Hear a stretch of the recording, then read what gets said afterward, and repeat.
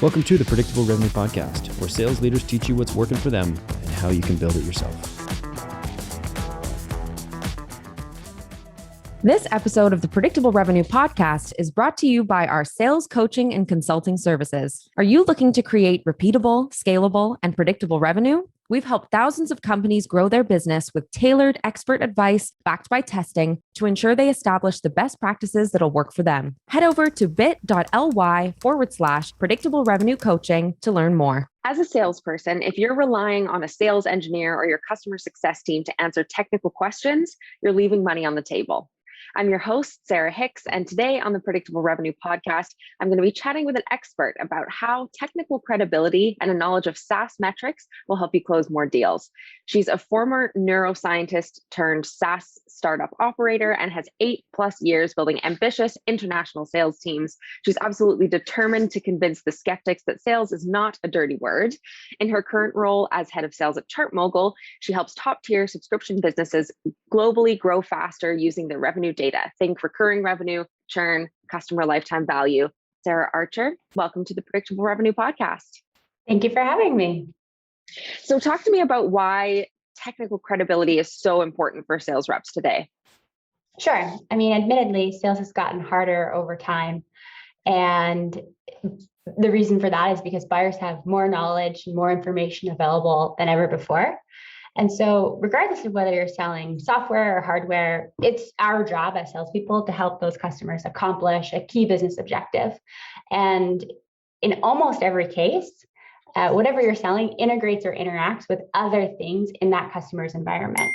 And so as a salesperson, it's really critical that you're credible about how those things interact so that you can help that customer get to their intended outcome. I can give you like a simple example, maybe something we all know about, which is CRMs.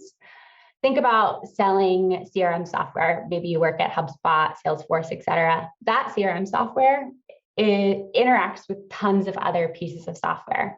Maybe leads are created programmatically that salespeople are working. Maybe those leads are enriched by integrations through additional technology. Quotes are created, contracts are sent, payments are processed. So if you're selling exclusively that CRM product and features without the integrations at play, you're really missing what it feels like to be the customer and to use all of those things together. Mm-hmm.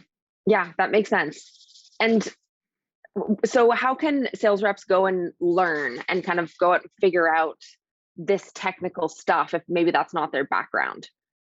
Yeah, well, it starts with being like a voracious problem solver. If you really want to help customers and you really want to exceed quota, then you have to deeply understand the environment where a customer lives and how you can help them succeed in that environment. So I think every learner is different, and maybe not all salespeople are excited about being hands-on and building things on their own, but maybe you're very personable and you have built a consensus and colleagues that you can learn from directly, whiteboarding out something like a data model with someone in the office or looking over someone's shoulder and saying, what the heck is in those dev docs? Like, give me the 411. And so if interpersonal skills are your strength, that's a place you could start. But if you are ready to go ahead and try building something on your own, it doesn't have to be code or integrations or APIs. It can be something as simple as like building a net new Zapier workflow where you're saying, if this happens, then do that. And it can be really satisfying to build things that solve problems, especially if it's something you've been intimidated by before. Mm-hmm. And what do you recommend for kind of specific to that market? So we're putting ourselves in the shoes of the ICP to understand what environment they would be working in. Obviously, that's going to differ. Not everyone has the same tech stack, but some variation on similar problem solving that the tools do. So how do you learn about them specifically, what they might be using, and kind of get in that space? Well, the best customer research starts with talking to customers. So asking them, what other tools do you interact with? And if you have the luxury of being able to work with customers, is to actually see what they're doing at their desks. What applications are they opening on their computer? do they have deep links from one system to another? You can also look at their job specs. That's another great place to see, okay, if they're hiring a head of finance or a head of customer success, are there specific tools or technologies that are referenced? Or you could be super scrappy and, inspect their website and look at their CTAs and open up the console area to see, oh, it looks like they're using Stripe as a payment processor. And then you can sort of tailor your messaging to say, I don't just want to sell you on a value proposition. I want to sell you on a functional value proposition because I'm intimately aware of the technology that people like you interact with, and things are going to work. I'm promising you a solution that's functional, that's well integrated, that is seamless, not just, it flies, it jumps, it hops on one foot. Mm-hmm. Tell me a little bit more about the opening up the console thing. Like if somebody is interested in doing that and would like the kind of quick step-by-step, what would they do? So if you've been selling software long enough, when you hit a website, you see the drift bot, they're running drift, or they're running intercom. But what you can actually do is just right click on your mouse and say inspect. And you can do sort of a keyword search, just like a control find. And you can say control find Stripe, control find HubSpot, and it'll just look through that console code. And I'm probably not even articulating it as well as I should. But just being scrappy and curious will lead you to running searches and investigating things on your own, which I think is just key for any problem solver in sales. Mm-hmm. Yeah, absolutely. That makes sense. And then what are kind of the upper limits of the technical knowledge that one should have? Because it's not their kind of key job function in the end as a salesperson. Yeah, I think like most things, it depends. Our team prides ourselves on being technically credible, but not necessarily technically capable. When you think about how things integrate or work together, there's a lot of like no code technology where things are sort of click to configure, and our sales team can navigate that pretty well. But when we start looking at client libraries and code, that's when we pull in someone to help navigate that conversation. But it also depends, Sarah, very much on the kind of buyer that you have. So for example, I sell almost exclusively to B2B SaaS founders who in most cases have created their own SaaS application. And so with that group, I can't feign that I can write Ruby. And so that requires me then to be an expert on exactly what my software does, what it delivers, and how folks use it. So the sales skills there are table stakes. The technical credibility is sort of icing on the cake, in my opinion. Mm-hmm. Okay, so it's even more vital if you're selling to a technical persona, but it's less important for you to know exactly how it achieves what it achieves. If you're selling to a VP sales, maybe if we're talking about this, going back to the CRM example, if we're selling HubSpot to maybe like a non-technical CMO, because maybe it's a MarTech CMO, like we'll leave them out, a non-technical CMO or like a non-technical VP sales. Just understand how exactly it'll fit into their world and their environment and how to do that seamlessly. That's your kind of number one job there. But then expanding that knowledge beyond for technical people. For sure. And I think in your VP of sales example, right, for repeat VPs of sales who have implemented CRMs before, what they're really looking for is also guidance to avoid potential pitfalls. And so I think this is an important sales skill where it's like, maybe you implemented Salesforce 3 or 4 years ago, but the developer that helped you set up that integration from your website to your CRM, he doesn't work at the company anymore, and that integration isn't documented. So now that VP of sales is sort of stuck with something that it's sort of magical. They're not sure how it works. And so I think as you get these sort of repeat buyers who have purchased technology before, they're actually more acutely aware of the technical pitfalls and best practices. And so when, as a seller, you don't have, when you can't articulate that, they might lose patience with you, which is what I've seen in the last few years. Mm-hmm. Okay, makes sense. And when we're talking about technical knowledge, and right now we're talking about salespeople kind of as a whole, but there are some schools of thought, and it was even in the predictable revenue model, when it originally kind of came out in the book, that the prospector doesn't need to have this degree of technical knowledge, because they should be able to sort of have these quick conversations and as quickly as possible hand off the conversation to that AE. So how do you feel about the SDR in terms of this technical credibility? Well, I think it depends firstly on your ACV. When you have a large enterprise ACV, a longer sales cycle, and more touch points, it's probably okay that SDR or BDR has limited technical knowledge. But if the goal of the sales cycle is to get the customer to their intended outcome fast and to reduce friction, be really frustrating for you if I asked you multiple times during the discovery process to explain how you process payments. So I think, maybe in that case, it's okay. I guess what I would challenge my SDRs or BDRs with is, don't you see this knowledge helping you elsewhere in your career?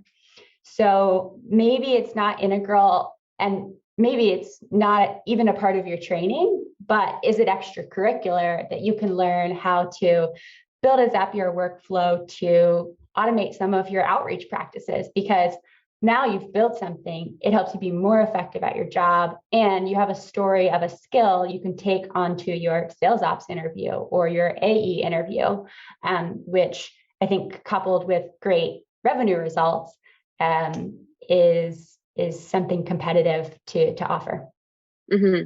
Absolutely. And in the case of your BDRs, and kind of when we're talking about this, like the upper limit of where